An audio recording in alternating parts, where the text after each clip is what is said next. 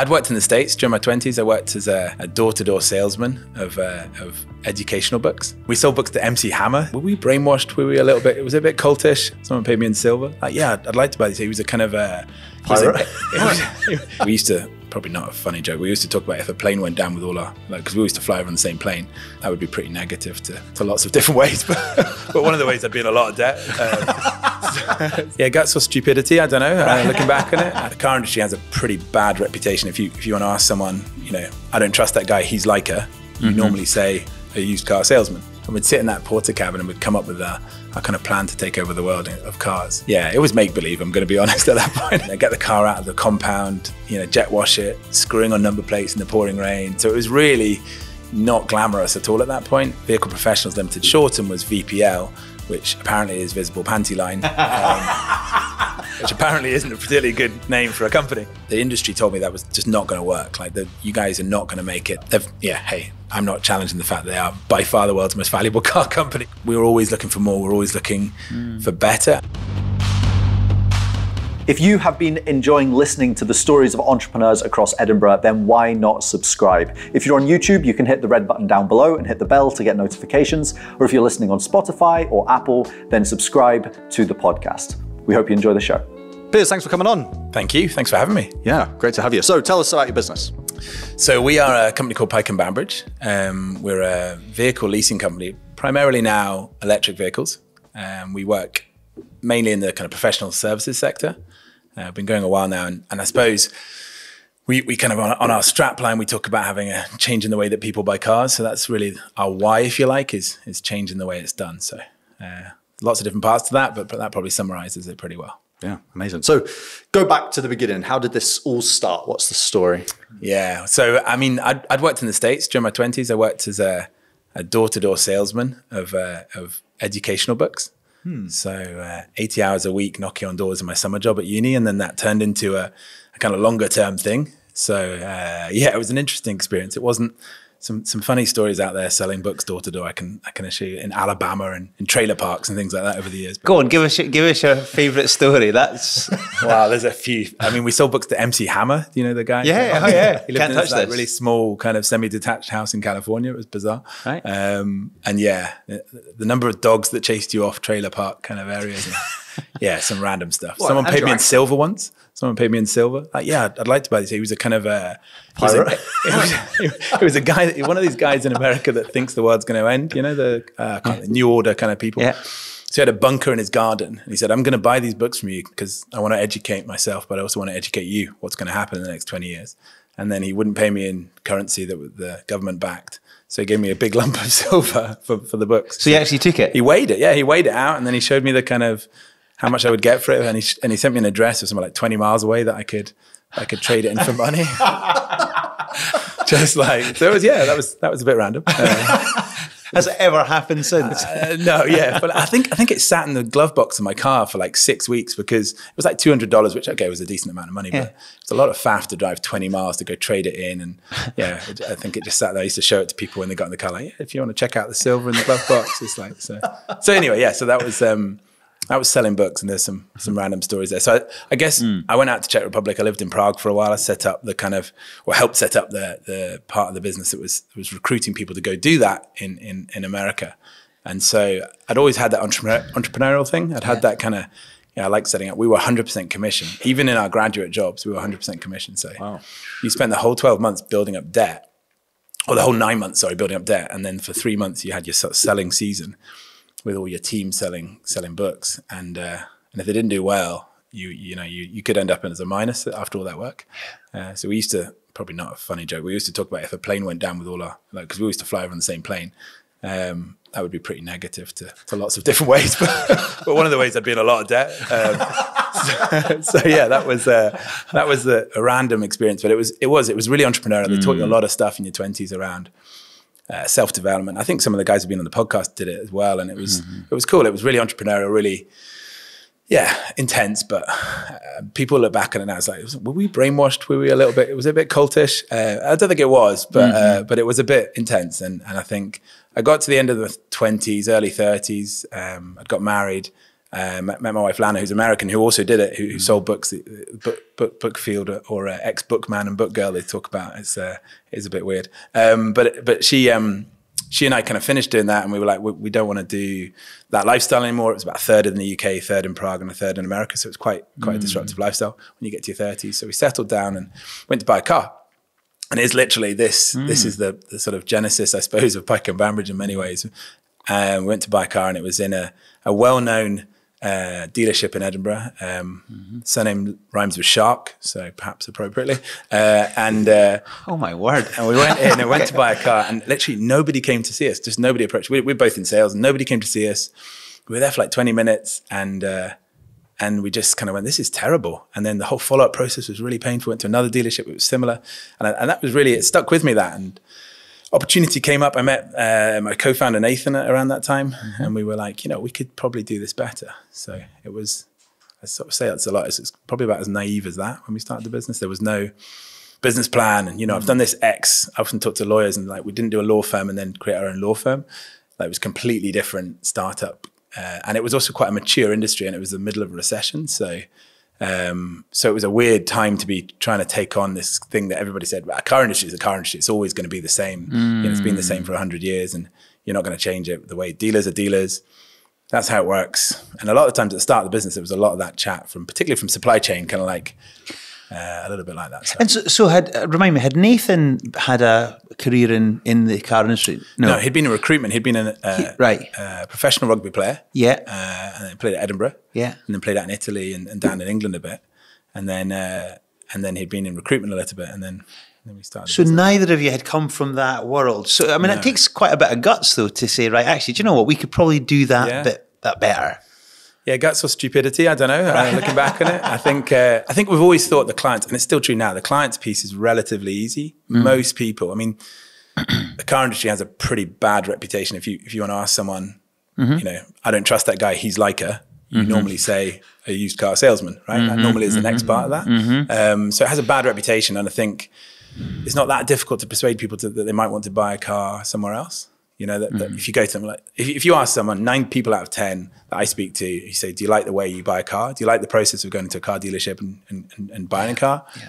9 out of 10 say, but probably 6 out of 10 say this sort of emotive, visceral feeling, like, X, Y, Z. Yeah. They really don't like it. And I think that part of it has always been, for me as a sales guy, well, this must be a model that can be successful, because so many dissatisfied customers, and you have to have a car, right? Yeah. You don't have to have a new car, you can have a used car, okay, but generally speaking, you have to have a car. So you've got loads of really peed off people who have to buy this product, and the method that everybody else does it annoys them. That must be an opportunity. So that bit has always been easy. I think supply side, I was a bit naive about how hard that would be to corral that into a good premium service proposition, and it still is, to be honest. And so how long did it take you from that kind of initial dissatisfaction with you and your wife to then actually starting? About 6 months. It was quite quick, yeah. And I think, I mean, I had some family support a little bit at the start, but we started it with $8,000 each, and we had to pay ourselves out of that. So, I mean, again, going back to that idea of 100% commission, I'd been in that since I was in my second year at uni. It didn't really concern me that. Now I hear people talk about business stories, and, we put some money aside. And I mean, I heard a couple of the stories that you guys have done, and it's like, I'd sold my business, so I had a bit to make sure I could get through the first year if it didn't work out. And I'm like, wow, that would have been a good idea. And we didn't do that at all, either of us, to be fair. So about 6 months. So then day one, you and Nathan, right, are then like, okay, so you like sit down, you probably put a tie on or something, to try and like, get in the zone. Yeah. But it was like, what was like day one? Do you remember like what? Yeah, so the Ackies rugby club in Edinburgh, right down in Stockbridge. So Nathan was on the Ackies. I'm probably, they're going to send me some checks, some invoices for rent or something, because we used to sit in that clubhouse. It was basically a porter cabin, and we'd sit in that porter cabin and we'd come up with our kind of plan to take over the world of cars. And it was make believe. I'm going to be honest at that point. It was. I think it's always been at the heart of the idea has been the same. But we kind of sat down and we obviously had networks. Nathan in particular had a really good network in Edinburgh. It was hugely important to getting the business started, is just how many people Nathan knew. And Nathan's just one of those guys. I think I used to talk a lot about this in the business, that I've never worked with anyone who's so likable and who people always remember. If you've met him, he's 6'8", he's a big lad, he's ex-rugby player, but people always remember him, and they always remember him fondly, when they've met him. Yeah. So whether that be Fingers at 4 a.m. or George Street in the middle of Edinburgh. So he's one of those guys that's a really likable chap. And I think that helped us a lot at the start, because I really didn't have a network in Scotland. So, just speaking to people, and it just kind of grew arms and legs quite quickly. So go on, tell us the story, because we could ask lots of different questions, but maybe just talk us through almost from that time at Aki's then, and how you built it up, and maybe some of the moments that changed maybe the direction or the acceleration of the growth. Yeah, so I tend to look at two parts of the business, two halves, if you like. Yeah, and it's not really about Nathan, but I suppose Nathan was working the business for about 5 years of the 9 years we've been going. So it kind of inevitably has a little bit of a feel of when Nathan was with the business and when he wasn't. So, but that first part of the business, I think we were getting started. We didn't really know what we were doing, but we were incredibly hardworking. We worked our tails off. I often talk to the team. I think one of the key principles we try and keep in the business is don't ask people to do something you're not willing to do yourself. Mm-hmm. And I think that's something Southwestern taught me. And I think it's something we still talk a lot about, is that, you're never really above any part of your business. You should always be willing to do every bit of it. And, when I talk about that, I always use the story of screwing number plates on in the rain. Like, I've done that in Falkirk. We used to get our cars from Falkirk Car Carriers, a great company up in Falkirk, funnily enough. And, Saturday mornings, Lana would drive me up to Falkirk. I'd get the car because it had been delayed or something. I'd get the car out of the compound, jet wash it, screwing on number plates in the pouring rain. It was that kind of starting point. So it was really not glamorous at all at that point. But it was also a lot of fun. I mean, Nathan and I just had a laugh. We had just so much fun. And I look at it now, I kind of look back at it now, and I do miss that side of it. Yeah. But probably from a business point of view, it wasn't the most successful part of the business. It was kind of organic growth, steady growth. Yeah. But building everything from scratch, like processes, everything. And of course, you're trying to be a challenge to status quo in a business you've never been in. So you're you're not trying to take a model and change the model or start a new model. You're trying to take a model you don't understand and turn it into a new model that has no relevance to what's been there before. So that was difficult. And you're talking about big beasts. We're a meeting point for car dealerships or car manufacturers and banks. So they're not that flexible, those two bodies. You can't change their processes quickly. IT isn't very good. Lots of different things there. So yeah, that was the kind of the first part. It was a lot of fun. And at this point, you say Nathan left after 5 years. So by this time, you presumably started to take on some team members as well and grow the team that way? Yeah, so two key bits. I suppose our first recruit was a woman called Beth Weir, who's still with us. So she was a part-time first-year student. And she's, I think, hopefully a really good story of P&B, of Pike Bambridge as a whole. She started at uni. It was just an admin job as your part-time job. And then she went on to kind of get capped for Scotland, got a first-class degree, was like one of the top first-class degrees in her year. And then she's done well. She built up the sports side of the business. So she deals with a load of people that she's on first-name basis with that you'd know from TV and sport and so on. And then she's moved across into the more general kind of head of the sales part of the business. So yeah, great story in terms of that. That was the kind of journey for her. I suppose a key moment for us was meeting a guy called Jack Ogston. So Jack at the time, he was a non-exec at a few firms, Johnston Carmichael, and he was ex-head of corporate finance at Clydesdale Bank, and he'd got quite a lot of non-exec roles. And I remember playing golf with him and saying, do you do any work with startups at all, Jack? Because I think we could do with a bit of help, and we needed a little bit of rigor and help in general. And Jack's from Inverurie, and he's quite a traditional Aberdonian in some ways not at all, but he was quite direct. And I won't say what his feedback was about working with startups, but it was pretty clearly in the negative. So yeah, he after about 6 months, he agreed to join us and work with us. And at that point, he bought a 5% stake in the company, which kind of split the 50-50 shareholder piece with Nathan, which I think was probably the starting point of me recognizing that maybe there was changes we needed to do what we said we were going to do. So that was a really key moment for us, Jack coming on board. And he has been probably one of the biggest influences on the business, I would say. So that was that kind of first half, I suppose. Nice. And then? So then Nathan moved on. I suppose we've always said, like, focusing on the professional sector. So we knew that was our core marketplace, kind of lawyers, accountants, financial services, property, medical, all those kind of industries are our specialty. That's where we understand. I think they value advice. They kind of trust is a key thing for them, so trust and transparency and expertise and knowing what you're talking about. And they tend to be people that don't love going into car dealerships, was our experience. They tend to be people who are a bit more sales resistant to the traditional I'm making a stereotype here, but there's a stereotype perhaps for a reason of maybe the shiny suited sales guy that's going to get you your new car kind of thing. So that kind of marketplace was always really clear to us. I don't think we had a plan for a route to market at that point. I don't think we had a plan for a lot of things. We just knew a bunch of people, and they referred us a bunch of people, and they referred us a bunch of people, and they referred us a bunch of people. And that was really cool, but it wasn't really a scaling. You know, when I think about scaling up as a kind of thing now, I'm like, wow, we really didn't have any plan for that. It was just kind of, let's do a good job and hope some people tell their friends about us. And sorry, I was going to jump in and just ask about it was clear to you that the professional services kind of industries were where you wanted to go. Was that clear right from the start, or had you kind of gone through a couple of mishaps to get to that clarity? No, there's some things, I mean, like the guys sometimes say like we overstated. There's some things we knew straight away from the start that we didn't really have a clue on supply chain, it's true, but we knew some things really clearly, and it was definitely that marketplace. Our limited company name still to this day is actually Vehicle Professionals Limited, because it was focused on being professional.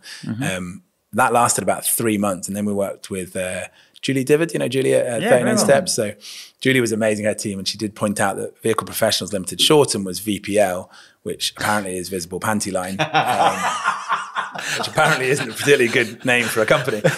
So we changed it to Pike Bambridge at that point. So that marketplace was always our focus, and has been that forever since. So, and it's where it still lands the best.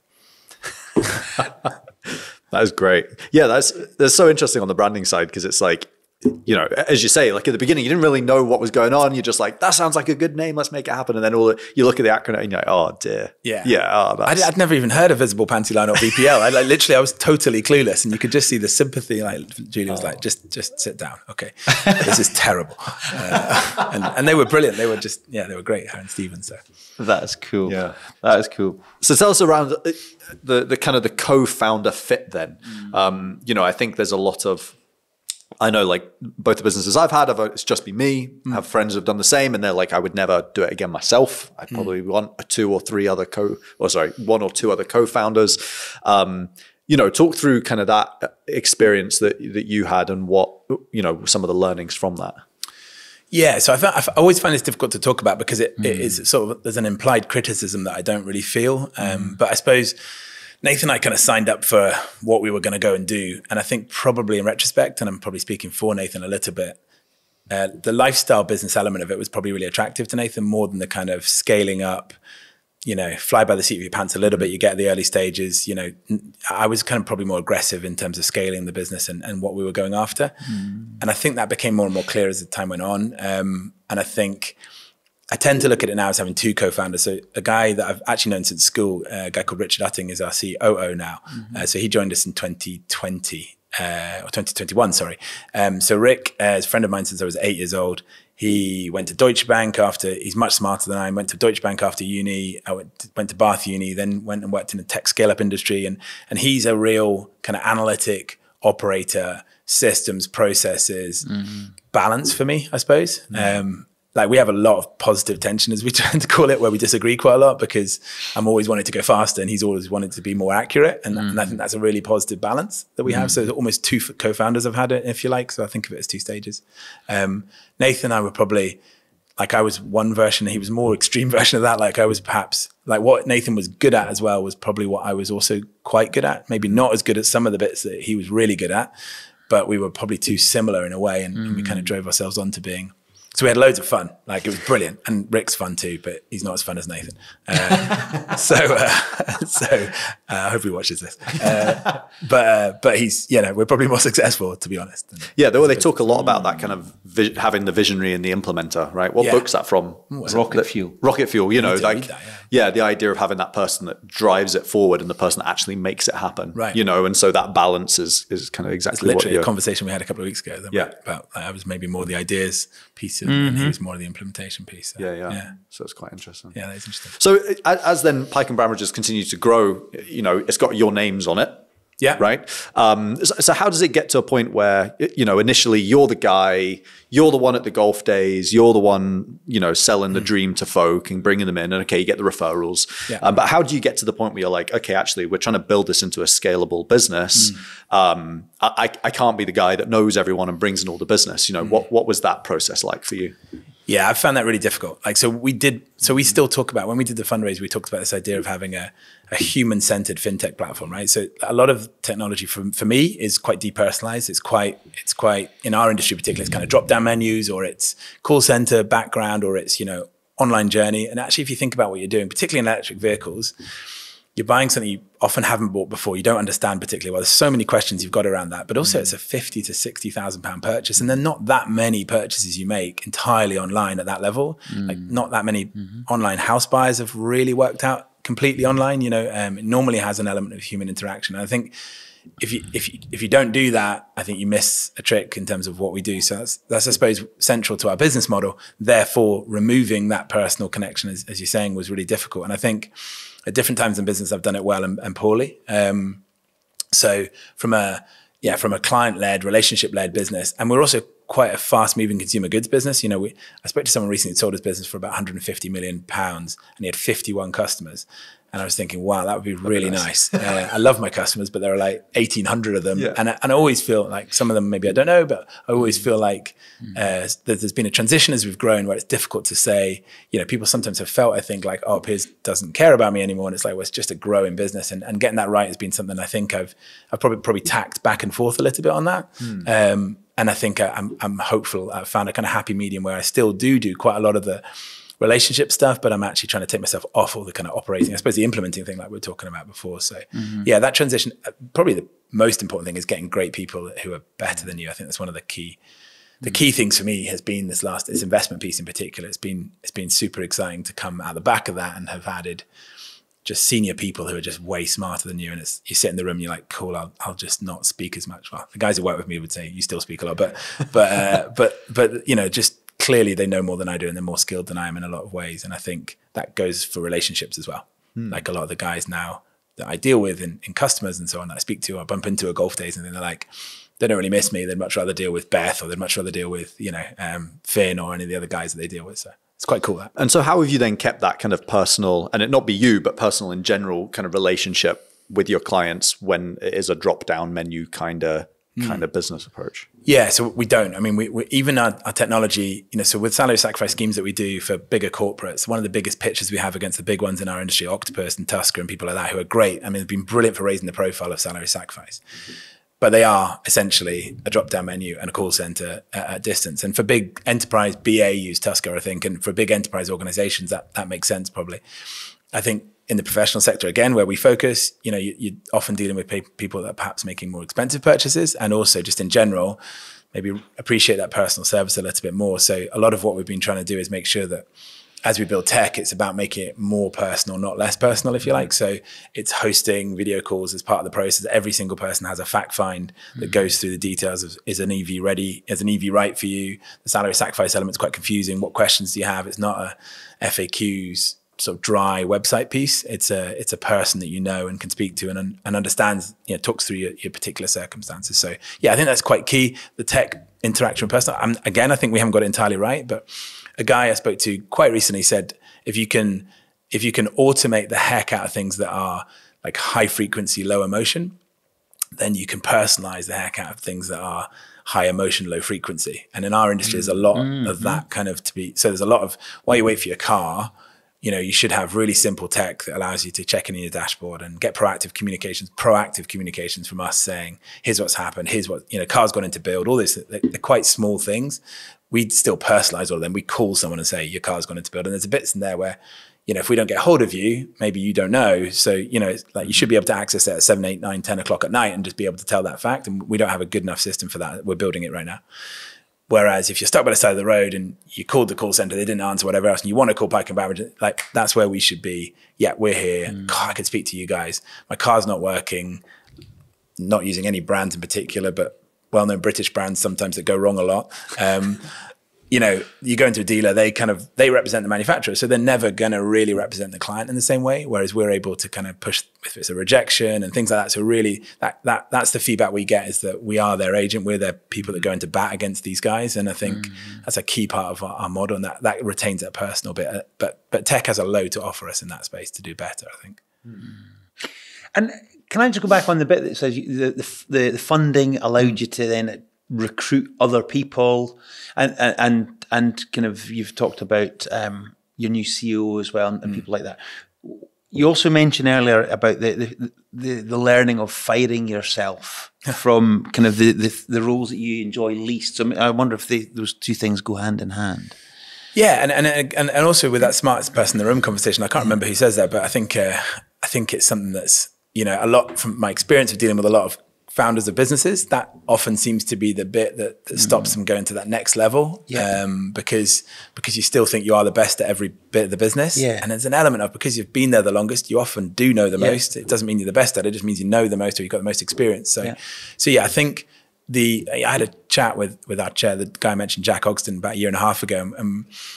I saw the EV salary sacrifice stuff was growing. We were doing quite well in it, but there was also a huge amount at that point still. You might be aware of like the microchip problems and the delays to cars and no cars being delivered. And so there was a real kind of slowdown of the industry for a couple of years after COVID. And that kind of slowed us down inevitably, because we just spent a lot of time talking to people about how their car wasn't here yet. And that's not very profitable or exciting or good for referrals either. Right. So it was a bit of a slowdown period. We were fine, but I played golf with Jack, and I said to him, I think we've got an opportunity here where if we don't jump on this, we'll miss it. People with bigger, more money than us will jump on it. And there's an opportunity we could really kind of capitalize on the next 3 to 5 years. And, it's an exciting time for the car industry. There's so many things that have been in the news this week, even with ban of petrol cars, going back a bit and stuff like that. But it's so emotive. There's so many different things going all at once. Car dealership model is breaking down into something else, what it is. Not everybody is sure yet.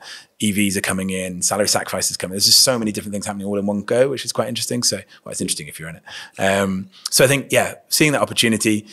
And I said to Jack at the time, we've got a lot of high net worth clients. We're fortunate. I know quite a lot of them. I wonder if we do a kind of weird kind of crowd fund from our clients, which everybody I spoke to at the time thought was a bit weird and nobody recommended. So that was sort of flying a little bit in the face of it. But I guess I felt like we had a lot of sort of emotional capital with our clients over the sort of 7, 8, 9 years of dealing with them.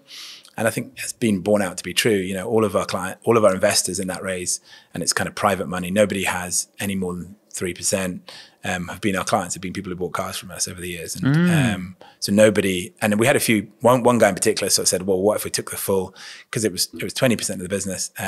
What if I took the full 20%? And we were like, I didn't say it like this, but you've never bought a car from us, and we don't know you, so we wouldn't want to do that. So I think that was quite cool, because we've also got these great ambassadors now as well as investors for us, which is great. Clever, but also it's allowed us to bring in a head of people that comes from EY, Emma, who's been at EY for 15 years, and then we've got a CMO, Douglas Cook, who's joined us in April, and he's come from, he's at Skyscanner for 6 years and as a sort of director of growth. And then we've got Rick, who obviously is kind of tech scale up guy in operating. So it's been cool. It's nice to sit in management meetings now and look around the table. Not that the management team before weren't amazing. It's just, I guess you just start to play at a different level, and you need the people to support that. So.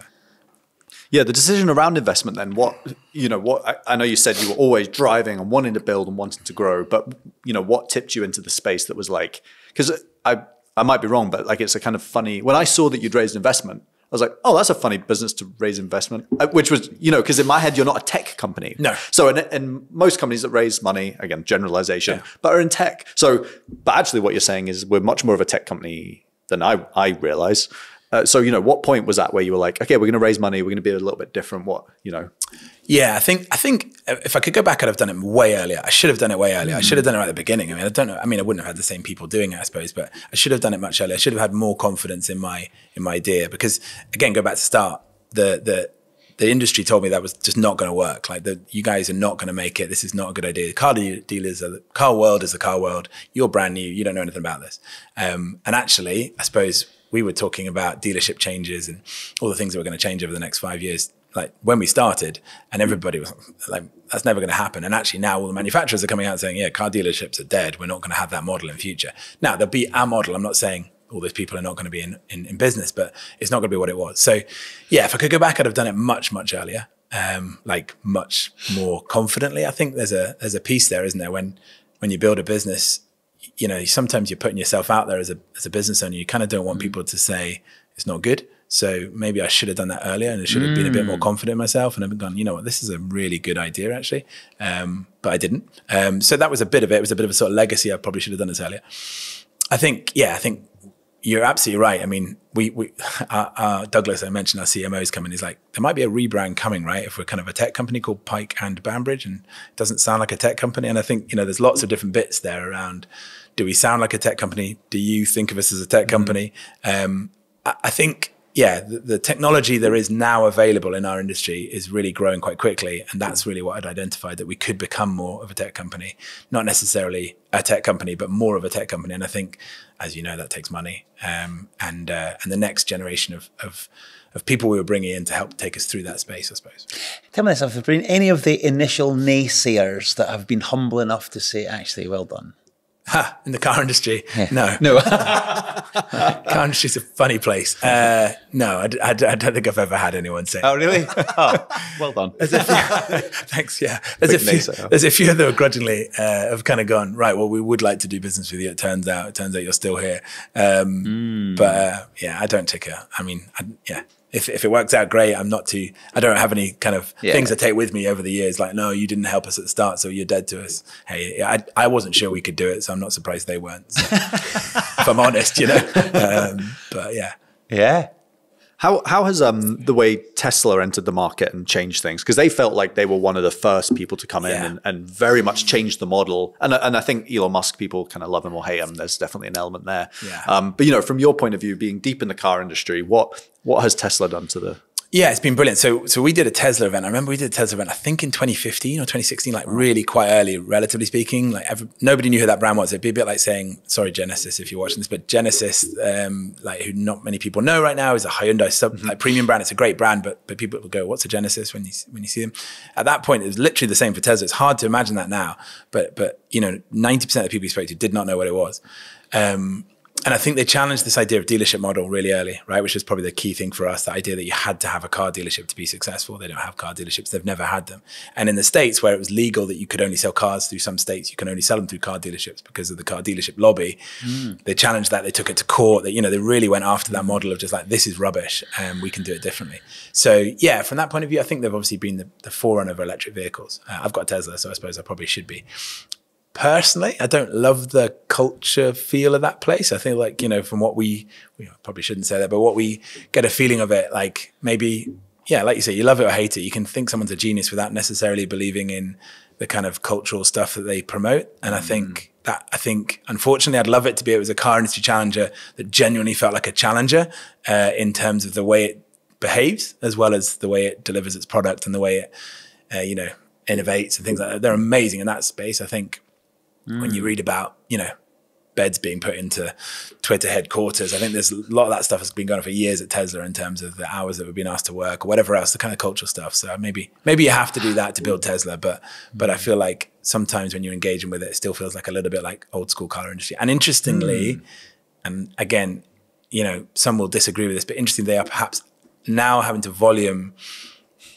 create volume. So they never would discount. They're now discounting. They, a lot of the things they said they wouldn't do, they're starting to do. And a lot of the way they're starting to behave is perhaps more akin to the car industry now. But again, maybe that comes with scale, but it perhaps, from a technology product point of view, fantastic and just brilliant to deal with.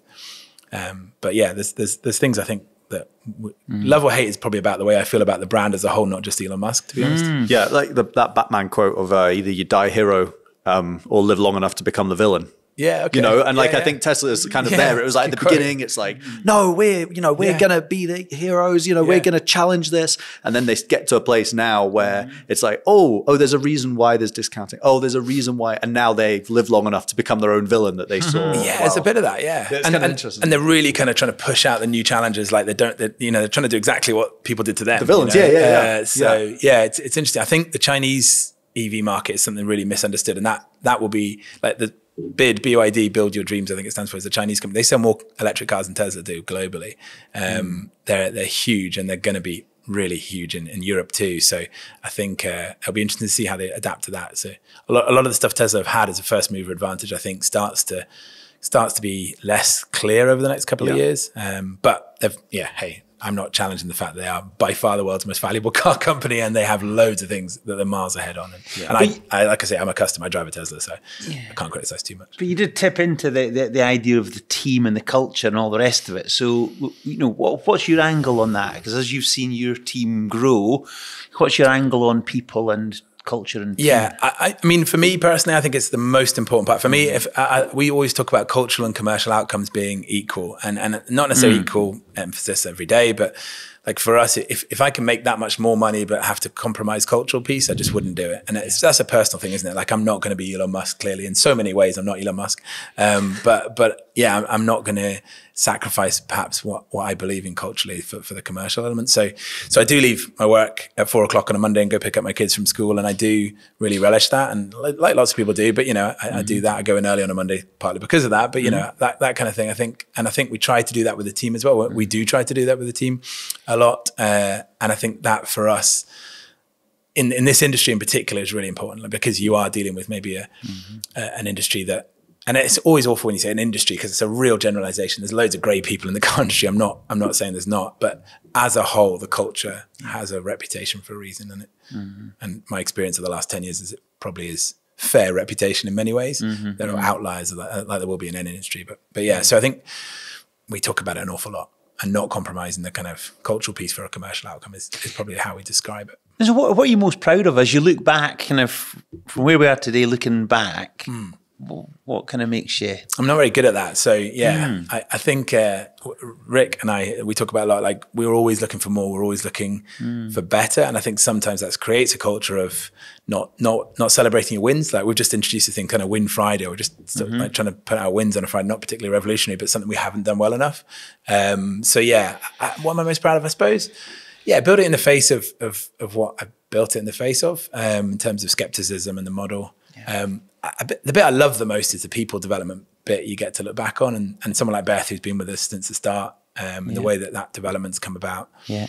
And others too. Others have been here for a short space of time and have kind of come at the end and said, you know what, it's only once I've left, I've really realized that I've learned a lot and I've grown a lot, and I really appreciate that. I maybe didn't notice it while it was happening. So that for me that's Southwestern. That's something that was drilled into us in our 20s. And I think, we do talk about books a lot. We talked about that briefly, and we do talk about things that like development and I mean, we had a management meeting this week and sort of went around, what does the sort of 3-year vision look like to you guys? And we talked about WIIFM, what's in it for me? Because I think always trying to make sure you plug into that with your team.